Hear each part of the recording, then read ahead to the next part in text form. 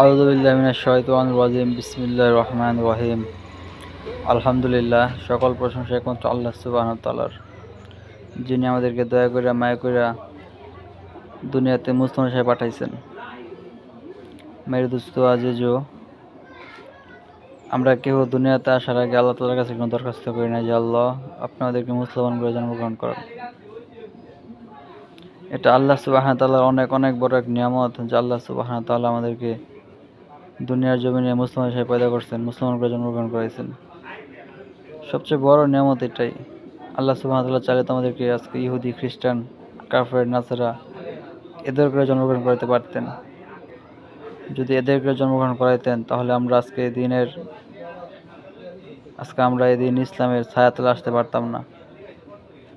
তো যখন দিন ইসলামের ছায়াতলে আসতে না পারতাম, তখন আমাদের জন্য জাহান্নাম একদম নির্ধারিত হয়ে যেত।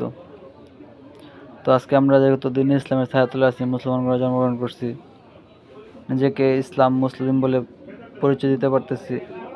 ওই সুবাদে যদিও কিছু গুনার কারণে, ভুলভ্রান্তির কারণে শাস্তি ভোগ করতে হয়, তারপর এক সময় জান্নাতে যাবো ইনশাআল্লাহ, আশা রাখা যায়।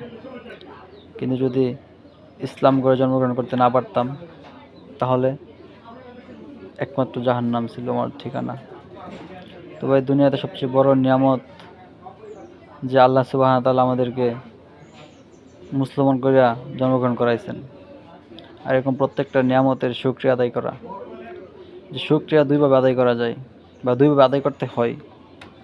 একটা হচ্ছে আমলি শুকরিয়া, একটা জবানি শুকরিয়া। তো এক শুকরিয়া যে আমাকে আল্লাহ তাআলা মুসলমান করে পাঠাইছেন, এই জন্য আলহামদুলিল্লাহ বলতেছি, সুবহানাল্লাহ, আলহামদুলিল্লাহ, ঠিক আছে। কিন্তু আরেকটা হচ্ছে আমলি শুকরিয়া। আমলি শুকরিয়া কি? যে এখন রমজান মাস আসছে, রমজানের প্রত্যেকটা ফরজ রোজা রাখা, এর সাথে সাথে 5 ওয়াক্ত নামাজ পড়া, তারাবি পড়া, তাহাজ্জুদ পড়া, হ্যাঁ, যখন আমি এই কাজগুলো করব তখন কি আমলি শুকরিয়া হবে। আমি আগে 5 ওয়াক্ত নামাজ পড়তাম না, এখন 5 ওয়াক্ত নামাজ পড়বো, এটা আমলি শুকরিয়া হবে। আমি আগে অনেক ফরজ হুকুম বিধান অমান্য করতাম, এখন মানবো, এটাকে আমলি শুকরিয়া। এরকমভাবে প্রত্যেকটা আল্লাহ তাআলা ফরজ হুকুমকে আল্লাহ তাআলা মানার তৌফিক দান করুক। আমাদের সকলের উপর প্রত্যেকটা ফরজ মানার তৌফিক দান করুক। আমিন।